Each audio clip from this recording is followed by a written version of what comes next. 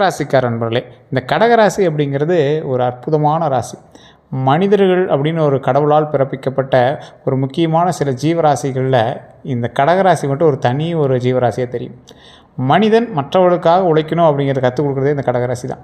இந்த கடகராசி அப்படிங்கிறது ஒரு ஒரு வினோதமான ஒரு ராசி அப்படின்னு சொல்லலாம்.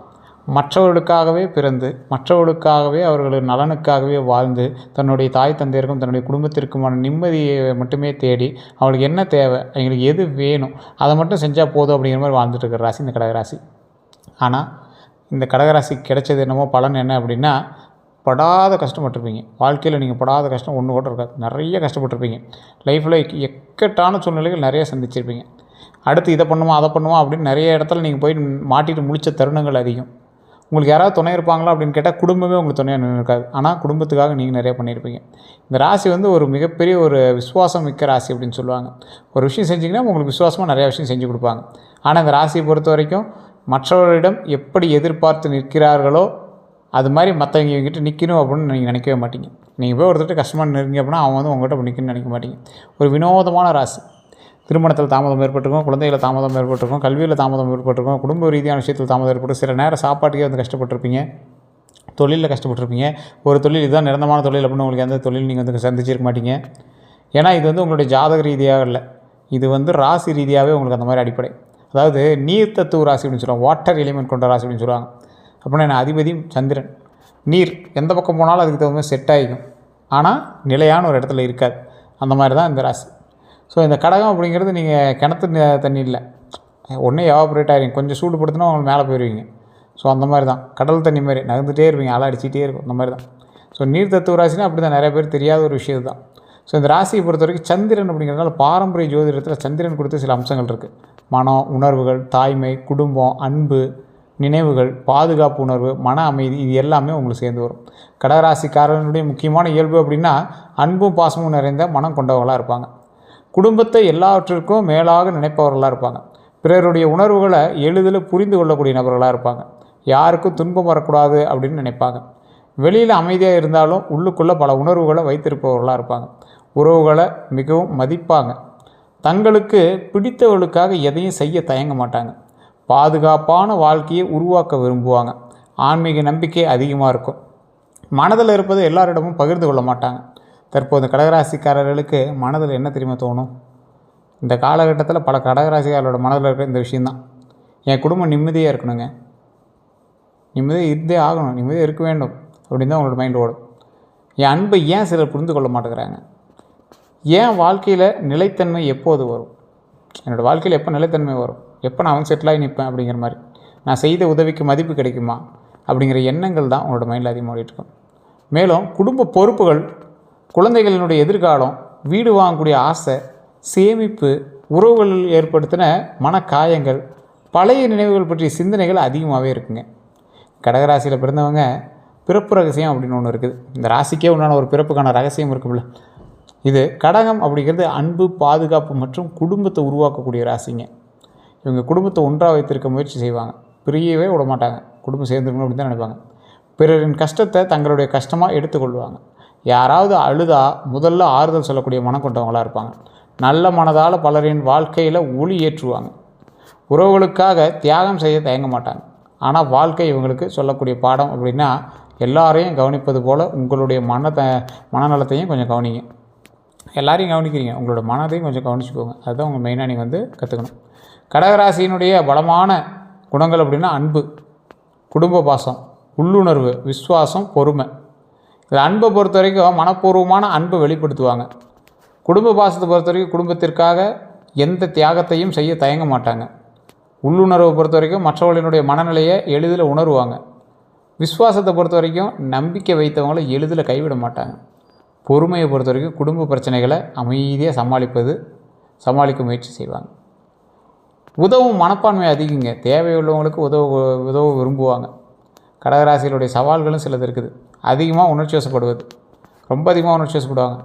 பழைய காயங்களை மறக்க முடியாமல் இருக்கிறது, எல்லாரையும் மகிழ்விக்க முயற்சிப்பது, மனதில் உள்ள கவலையை வெளியே சொல்லாமல் இருப்பது, தேவையில்லாமல் அதிகமாக யோசிப்பது, பிறர் சொல்வதை மனதில் வைத்து கொள்வது. சில நேரங்களில் என் நல்ல மனிதனை, என் நல்ல மனதை ஏன் சிலர் தவறாக பயன்படுத்துகிறாங்க அப்படிங்கிற கேள்வி உங்களோட எண்ணத்தில் வந்துக்கிட்டே இருக்கும். மற்றவர்களிடம் எப்படி பழகுவாங்க அப்படின்னா, கடகராசிக்காரங்களை பொறுத்த வரைக்கும் அன்பாக பேசுவாங்க, மரியாதையாக நடந்துக்குவாங்க, உதவி செய்ய தயங்க மாட்டாங்க, உறவுகளை நீண்ட காலம் பாதுகாப்பாங்க, சிறிய விஷயங்கள்லேயும் அக்கறை காட்டுவாங்க. ஆனால் மனம் புண்பட்டால் அமைதியாக விலகி விடுவாங்க. இதுதான் எங்களோட மிகப்பெரிய ஒரு கான்செப்டே. சின்னதாக புண்பட்டுச்சுன்னா கூட அமைதியாக விலகிடுவீங்க. மற்றவர்களை எப்படி பார்ப்பாங்க தெரியுமா? பலர் இவர்களை நல்ல மனம் கொண்டவராக பார்ப்பாங்க, குடும்ப பாசம் உள்ளவராக பார்ப்பாங்க, அமைதியானவராக பார்ப்பாங்க, நம்பகமானவராக பார்ப்பாங்க, கருணை உள்ளவராக பார்ப்பாங்க அப்படின்னு நினைப்பாங்க. ஆனால் சிலர் அதிக உணர்ச்சி வசப்படுபவங்க, ரொம்ப உணர்ச்சி வசம், தேவையில்லாமல் உணர்ச்சி வசம். அந்த இடத்துல நீங்கள் உணர்ச்சி வசம் பண்ண அவசியமே இல்லை. அதே போல் மனதில் வைத்து கொள்வாங்க. அது அந்த விஷயத்தை நீங்கள் மைண்டில் வச்சுட்டு தான் இருக்கீங்க. ஆனால் அதனால் என்ன பலன், இதை கொஞ்சம் யோசிங்க. அதே போல் ஏமாற்றங்களும் துரோகங்களும் உங்களோட வாழ்க்கையில் நடந்த மாதிரி வேறு யாருக்கும் நடந்தது இல்லை. அது அடித்து சொல்லலாம். அந்த அளவுக்கு நீங்கள் அவ்வளோ கஷ்டப்பட்டவங்க தான். கடகராசிக்காரர்கள் பொதுவாக பாதிக்கப்படக்கூடிய இடங்கள் அப்படின்னா உறவுகள், நண்பர்கள், பணம். இதுதான் மெயினான நீங்கள் பாதிக்கப்பட்ட இடம். ஸோ இந்த ஒரு விஷயத்தில் தான் உங்களுக்கு ரொம்ப வாட்டி வதக்கியிருக்கும். அதிக அன்பு கொடுத்ததுனால உறவுகள்கிட்ட துரோகத்தை அனுபவிச்சிருப்பீங்க. அதிக எதிர்பார்ப்பு வச்சதுனால உறவுகள்கிட்ட துரோகத்தை அனுபவிச்சிருப்பீங்க. இப்போ இந்த வீடியோவை பார்க்கும்போது கூட உங்கள் கண்ணில் தண்ணி வரலாம். ஆமாம் சார், நீங்கள் சொன்னது உண்மை தான், உறவுகளால் ரொம்ப கஷ்டப்பட்டோம் அப்படின்னு கூட உங்களுக்கு தோணும். நண்பர்கள் மூலமாக உண்மையான நட்பை நம்பியதால் நீங்கள் மாட்டியிருப்பீங்க. ரகசியங்களை பகிர்ந்ததால் மாட்டியிருப்பீங்க. பணத்தை பொறுத்த வரைக்கும் மனசை வைத்து உதவி செய்ததால் மாட்டியிருப்பீங்க. நம்பி பணம் கொடுத்ததால் மாட்டுவீங்க. எப்போது துரோகம் வரலாம் அப்படின்னா, எல்லாரையும் குடும்பம் போல் நினைக்கும் போது துரோகம் உங்களுக்கு வந்திருக்கும். ரகசியங்களை முழுமையாக பகிரும்போது துரோகம் வந்திருக்கும். உணர்ச்சி வசப்பட்டு முடிவெடுக்கும் போது துரோகங்களை பார்த்துருப்பீங்க. உறவினர்களை முழுமையாக நம்பும்போது துரோகத்தை பார்த்துருப்பீங்க. குடும்பத்தில் யார் உறுதுணை, யார் சவால் அப்படின்னா, உங்கள் அன்பை புரிந்து கொள்பவர்கள் உறுதுணை, அமைதியாக பேசுபவங்க உறுதுணை, குடும்ப ஒற்றுமையை விரும்புபவங்க ஒற்றுமை. ஸோ இது எல்லாமே உறுதுணையாக தான் இருக்குமே தவிர, சவால் அப்படின்னா உணர்ச்சியை மதிக்காதவங்க உங்களுக்கு சவாலாக இருப்பாங்க. அடிக்கடி விமர்சிக்கிறவங்க ரொம்ப சவாலாக இருப்பாங்க. உங்கள் நல்ல மனதை பயன்படுத்துபவர்கள் ரொம்ப சவாலாக இருப்பாங்க. கடகராசிக்கு ஏற்ற தொழில் ஏதாவது இருந்தால் சொல்லுங்கள் சார். எந்த தொழில் போனாலும் அங்கே இடிக்குது இங்கே இடிக்குது அப்படிங்கிறீங்க. ஸோ இந்த தொழில் ஏதாவது செட் ஆகுமா அப்படின்னு கேட்டிங்கன்னா, நல்லா சொல்கிறேன், நோட் பண்ணிக்கோங்க. ரியல் எஸ்டேட்டு, கட்டுமானம், இதெல்லாம் உங்களுக்கு ஓரளவுக்கு பரவாயில்லையாக இருக்கும். ஆனால் இப்போ நான் சொல்லக்கூடிய தொழிலில் கூட உங்களுக்கு ஓரளவுக்கு லேக் அடிக்கலாம். அதுக்கு காரணம் இன்னொன்று இருக்குங்கிறது ஞாபகம் வச்சு. இப்போ நம்ம சொல்கிறது ஜாதக பலன் கிடையாது, ராசி பலன். இதுக்குள்ளே ஜாதக பலன் இருக்குது. ஜாதக பலத்தை பொறுத்த வரைக்கும் அதுக்குள்ளேயே மெயின்டைன் பண்ணுறது தான் ஜாதக பலன். அதே போல் ஹோட்டல் மற்றும் உணவகத்தில் கொஞ்சம் பார்த்துருக்கணும். தொழில் உங்களுக்கு ஓரளவுக்கு அமையும், ஆனாலும் அந்த விஷயத்தில் உங்களுக்கு கொஞ்சம் கவனம் தேவை. அதே போல் மருத்துவம் சார்ந்த தொழில்களில் ரொம்ப கவனமாக இருக்கணும். அதே போல் நர்சிங்கு, ஆசிரியர் பணி, குழந்தைகள் பராமரிப்பு, விவசாயம், பால் மற்றும் பண்ணை, இந்த மாதிரி தொழிலெலாம் கொஞ்சம் பரவாயில்ல இருக்கும். இருந்தாலும் ரொம்ப எச்சரிக்கையாக இருக்க வேண்டிய ஒரு காலகட்டமாக இந்த காலகட்டம் இருக்குது. சரி, இதெல்லாம் ராசிக்கு ஓகே. இந்த கவுன்சிலிங்கு, சமூக சேவை, குடும்ப வியாபாரம், இதில் ராசிக்கு ஓகே. இருந்தாலும் உங்களுக்கு தனிப்படையான தசாபுத்தி நேரம் இதுதான் உங்களுடைய கணக்கீடுகளை கணக்கிடும். ஸோ அப்போ நீங்கள் என்ன பண்ணணும் அப்படின்னா, உங்களுடைய ஜாதகத்தை செக் பண்ணுங்கள். பிறந்த நேரம், பிறந்த தேதி, பிறந்த ஊர், அதில் இருக்கக்கூடிய ஜாதகத்தை செக் பண்ணி அதுக்கு தகுந்த மாதிரி நீங்கள் பண்ணிங்க அப்படின்னா உங்களுடைய லைஃப் கண்டுபிடிச்சிக்கலாம். இனி தொழில் எப்படி இருக்கும் அப்படின்னா, பொதுவாக மெதுவாக ஆனால் உறுதியான வளர்ச்சி இருக்கும். குடும்ப ஆதரவால் முன்னேற்றம் உண்டாகுதுங்க. பழைய முயற்சிகளுக்கு நல்ல பலன் கிடைக்குது. புதிய வியாபார வாய்ப்புகள் கிடைக்குது. வீடு மற்றும் சொத்து தொடர்பான தொழிலில் முன்னேற்றம் கிடைக்குதுங்க. ஸோ இதை பொறுத்தவரைக்கும் நல்ல ஒரு முன்னேற்றமாக இருந்தாலும் இது எல்லாத்துக்கும் செட் ஆகுமா அப்படின்னு கேட்டால் கொஞ்சம் ஏறத்தாழ தான் இருக்கும். இது நீங்கள் எங்கே செக் பண்ணிக்கணும் அப்படின்னா, உங்களோட ஜாதகத்தை தான் செக் பண்ணணும். A to Z கம்ப்ளீட்டாக செக் பண்ணிக்கோங்க. உங்களுடைய லோக்கலில் இருக்கக்கூடிய ஜோதிடர் கொண்டு போய் உங்களோட பிறந்த தேதி, பிறந்த நேரம், பிறந்த ஊர் சொல்லிக் கொடுங்க. அது எந்த அளவுக்கு இங்கே சொல்கிறாங்கன்னு பாருங்கள். இல்லை சார் ஒன்றும் செட் ஆகலை அப்படின்னா கீழே ஒரு நம்பர் கொடுத்துருங்க. பிரபல ஜோதிடர் நம்பர் தான். கிட்டத்தட்ட 200 ஜோதிடர்களுக்கு மேலே இவர் குரு, அதாவது ஜோதிடம் கற்றுக் கொடுப்பாங்க பார்த்தீங்கன்னா, அந்த மாதிரி குரு. இவர் ஒரு 5 லாங்குவேஜில் ஜோதிடம் பார்ப்பார். கிட்டத்தட்ட இப்போ நீங்கள் பெருமையாக பேசிகிட்டு இருக்கக்கூடிய நிறைய பொலிட்டீஷியன்ஸ்க்கு ஜோதிடம் பார்த்து சொல்லக்கூடியவர். அவர் நம்பர் நான் கீழே கொடுத்துருக்கேன். நீங்கள் ட்ரை பண்ணி பாருங்கள், ஃபோன் மூலமாக பேசி பாருங்கள். உங்களுக்கு செட் ஆகுது அப்படின்னா நீங்கள் ஒரு 5 நிமிஷத்துக்கு ஒரு தடவை கூட நீங்கள் கேட்க ஆரம்பிச்சுக்குவீங்க. சரி, இதை பண்ணலாம், அதை பண்ணலாம், இது பண்ணால் சக்ஸஸ் ஆகுமா, இந்த தொழிலில் லாபம் கிடைக்குமா, எந்த தொழில் லாபம் கிடைக்கும், இந்த மாதிரி பேச ஆரம்பிச்சுருவீங்க. உங்களுக்கு அது ரொம்ப உறுதுணையாகவும் இருக்கும். உங்களுக்கு வேணும் அப்படின்னா கண்டிப்பாக அந்த நம்பருக்கு பயன்படுத்தி பாருங்கள்.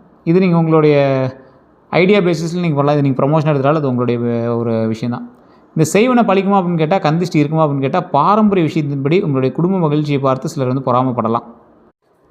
ஒவ்வொருத்தருடைய குடும்பம் பார்த்திங்கன்னா ஆன்மீக ரீதியான குடும்பமாக இருக்கும். இந்த ஆன்மீக ரீதியான குடும்பங்களை பொறுத்த வரைக்கும் அவங்களுடைய குடும்பமே காப்பாற்றிட்டு இருக்கும். அவங்களுடைய முன்னோர்கள் சாமி சொல்கிறவங்களா இருப்பாங்க, வாக்கு பார்க்குறவங்களா இருப்பாங்க. அவங்களுடைய குடும்பமே எங்களை காப்பாற்றிட்டு இருக்கும். ஸோ அதுபோல் சில முறைகள் வச்சுருப்பாங்க. அந்த வீடுகளில் எந்த ஒரு விஷயத்தினாலையும் எங்களை பாதிக்காது. அப்படி செய்வினை பலிக்குமா, அப்படி திருஷ்டி பலிக்குமா அப்படின்னு கேட்குறீங்களா, அது ஓரளவுக்கு குடும்பம் நல்லா இருக்கிறவங்களுக்கு, குடும்பத்தில் அந்த மாதிரி ஏற்கனவே ஆன்மீக ரீதியான சக்திகள் இருக்கிறவங்களுக்கு அது அவ்வளோ சீக்கிரம் பலிக்காது அப்படிங்கிறதா உண்மை. அதே போல் கந்திஷ்டி குறித்து பலருக்கு பல நம்பிக்கைகள் உண்டு, சிலருக்கு இல்லை. செய்வினைகளை பொறுத்தும் உங்களுக்கு அந்த மாதிரி எந்த நம்பிக்கைகள் இல்லை அப்படிங்கிற விஷயத்தில் விட்டுருங்க. அப்படி இருக்கிறவங்க குலதெய்வத்தை போய் வழிபடுங்க. மன அமைதிக்காக இறை நம்பிக்கை ரொம்ப முக்கியம். நல்ல சிந்தனையை சிந்திங்க, தியானம் பண்ணுங்கள், உதவியாக இருக்கும். ரொம்ப சந்தேகமாக இருந்தால் கீழே ஒரு நம்பர் இருக்குது, அந்த நம்பருக்கு அவருக்கு ஃபோன் பண்ணி கேட்டிங்க அப்படின்னா உங்களுக்கு இருக்கா இல்லையா, அதன் மூலமாக ஏதாவது பிளாக் மேஜிக் ஏதாவது பண்ணியிருக்காங்களா, செய்வினைகள் மூலமாக வேறு ஏதாவது விஷயங்கள் நடந்திருக்கா, கந்திஷ்டி உங்களுக்கு இருக்கா இல்லையா அப்படின்னு A to Z ஜாதகத்தை வச்சு சொல்லிடுவார். அதே போல் நல்ல நேரம் எப்போ ஆரம்பிக்கும் அப்படின்னா, பல விஷயங்கள்னால நீங்கள் நல்ல நேரத்தை ஈஸியாக கணிக்க முடியும். பழைய மனக்கவலைகளை விட்டு அதை நீங்கள் விலகுனீங்க அப்படின்னா ஒரு நல்ல ஒரு நேரம் ஆரம்பிக்குது. தன்னம்பிக்கையை வளர்த்து கொள்ளும்போது நல்ல நேரம் ஆரம்பிக்குது.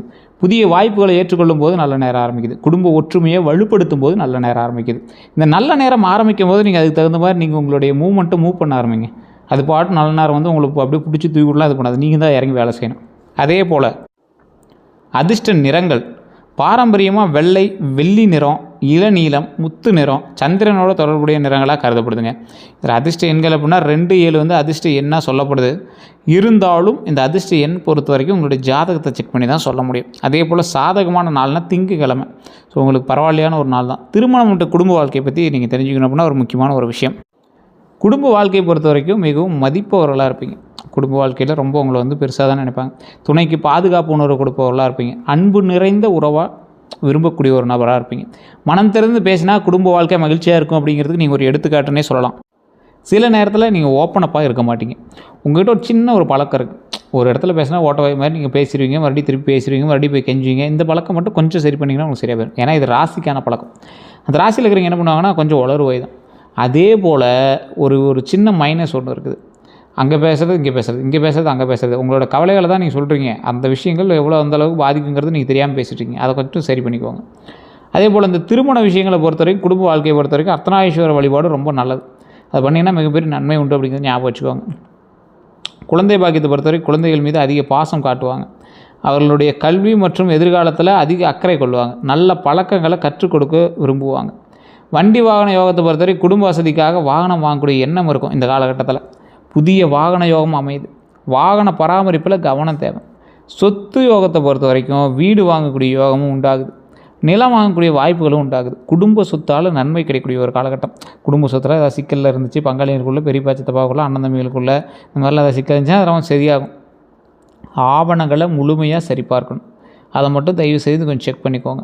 அடுத்த 12 நாட்களை பொறுத்த வரைக்கும் தொழில் ரீதியான விஷயங்களில் புதிய பொறுப்புகள் வரலாம். பழைய வேலைகள் நிறைவு பெறலாம். பணத்தை பொறுத்த வரைக்கும் செலவுகளை கட்டுப்படுத்துவது நல்லதுங்க. சேமிப்பில் கவனம் செலுத்துங்க. உறவுகளை பொறுத்த வரைக்கும் குடும்பத்துடன் நேரம் செலவிடுங்க. மனம் திறந்து பேசுங்க. மனநிலையை பொறுத்த வரைக்கும் தேவையற்ற கவலைகளை குறையுங்க. நேர்மறை சிந்தனையை வளர்த்து கொள்ளுங்க. அதே போல் ஒரு முக்கியமான விஷயங்க, நீங்கள் செய்யணும் செய்யக்கூடாது அப்படின்னு நிறைய விஷயங்கள் இருக்கலாம். ஜாதக ரீதியாக தான் அதை கால்குலேட்டாக பண்ண முடியும். இது இப்போ நான் ராசி ரீதியாக சொல்கிறேன். இது உங்களுக்கு 60% தான் பொருந்தும். அதையும் நான் ஓப்பனாகவே சொல்கிறேன். நிறைய பேர் சொல்லுவாங்களா என்னன்னு தெரில. ஏன்னா நான் சொல்கிறது ராசி பலன். உள்ளே நீங்கள் தசாபுத்தி வேறு, நட்சத்திரம் வேறு, இதெல்லாம் உள்ள நிறைய வேறு இருக்குது. அதனால் குடும்பத்துடன் அதிக நேரம் செலவிடுங்க. இந்த காலகட்டத்தில் மன அமைதியை பாதுகாத்து கொள்ளுங்கள். சேமிப்பு பழக்கத்தை வளர்த்து கொள்ளுங்கள். உடல் நலத்தை கவனிங்க. புதிய வாய்ப்புகளை தைரியமாக ஏற்றுக்காங்க. அதுதான் உங்களுக்கு முக்கியமான ஒரு விஷயம். இந்த தடவை புதிய வாய்ப்புகள் வரும். அந்த வாய்ப்புகளை தைரியமாக ஏற்றுக்கோங்க. புதிய வாய்ப்புகள்னால் ஏதாவது திடீர்னு ஒரு 50 lakhs ஒரு அமௌண்ட் கட்ட சொன்னாங்க சார், நல்ல வாய்ப்பாக இருக்குது, மைண்டில் அப்படி தான் தோணுது, அதில் இருந்த ஒரு 2-3 பேர் கேன்வாஷ் பண்ணாங்க, அவங்க சொல்கிறதெல்லாம் பார்த்தா சரியாக தெரியுது, இப்படிலாம் போய் மாட்டிக்காதீங்க. ரொம்ப இன்வால்வ் பண்ணி பாருங்கள், செக் பண்ணுங்கள். அதே போல் இந்த அமௌண்ட்டை பற்றி அதீத முதலீடுகள்லாம் யோசித்து பண்ணணும். இந்த டைமில் அதீத முதலீடுகள் போட்டிங்கன்னா மாற்றத்துக்கான வாய்ப்புகளும் உண்டு. அதே போல் குடும்பத்தோடு அதிக நேரம் செலவிடுங்க. அது நல்லதாக அமைதும் அப்படிங்கிறது ஒரு முக்கியமான விஷயமா இருக்குது. குடும்பத்துக்கு இப்போ பரவாயில்லையா இருக்குது. மன அமைதியை பாதுகாத்து கொள்ளுங்கள். சேமிப்பு பழக்கத்தை வளர்த்துக்காங்க. உடல் நலத்தை கவனிங்க. அதுதான் மெயினான ஒரு விஷயம். புதிய வாய்ப்புகளை தைரியமாக ஏற்றுக்காங்க. செய்யக்கூடாதது அப்படின்னா பழைய காயங்கள் நினைத்து வாழ்வது. பழைய காயங்கள் நினச்சி வாழ்கிறத தயவுசெய்து அவாய்ட் பண்ணிக்கோங்க. அதை மட்டும் செய்யவே செய்யாதீங்க. அனைவரையும் உடனே நம்புறதை தயவுசெய்து மாற்றிக்கோங்க. உணர்ச்சி வசப்பட்டு முடிவெடுக்கிறதையும் தயவுசெய்து மாற்றிக்கோங்க. மனதில் வைத்துக்கொண்டு வருந்துவதையும் மாற்றிக்கோங்க. தேவையற்ற செலவுகள் செய்வது தவிர்த்துக்கோங்க. பரிகாரங்கள் அப்படின்னா பாரம்பரிய நம்பிக்கைகளின் அடிப்படையில் திங்கட்கிழமை சிவபெருமான் அல்லது அம்பாள் வழிபாடு, ஸோ திங்கக்கிழமை இந்த சிவபெருமானும் அம்பாள் வழிபாடு பண்ணிங்க அப்படின்னா மிகப்பெரிய நன்மை நடக்குது. அது நிறைய ராசிக்காரங்களுக்கு தெரியல. திங்கக்கிழமை வழிபாடு ரொம்ப ஒரு அற்புதமான ஒரு வழிபாடு. அம்மன் கோவில் தரிசனம், எந்த அம்மன் கோயிலாக இருந்தாலும் சரி, பக்கத்தில் மாரியம்மன் கோயில் இருக்குது, இல்லை ஏதோ ஒரு அம்மன் கோயில் இருக்குன்னா அங்கே போய் வழிபடுங்க, ரொம்ப நல்லதுங்க. பால் அபிஷேகம் செய்கிறது ரொம்ப நல்லது. கோவில் மரபுகளுக்கு ஏற்ப அன்னதானம், நீர்தானம், பெற்றோருக்கு மரியாதை செலுத்துறது, இதெல்லாம் ரொம்ப நல்லதுங்க. தினமும் சில நிமிடங்கள் தியானம் செய்தால் மிகப்பெரிய நன்மை உண்டாகும் அப்படிங்கிறது ஞாபகம் வச்சுக்கோங்க. கடகராசியினுடைய வாழ்க்கையை பொறுத்த வரைக்கும் வாழ்க்கை ரகசியம் அப்படின்னா உங்கள் அன்பும் கருணையும் உங்கள் மிகப்பெரிய பலம் அப்படிங்கிறத ஞாபகம் வச்சுக்கோங்க.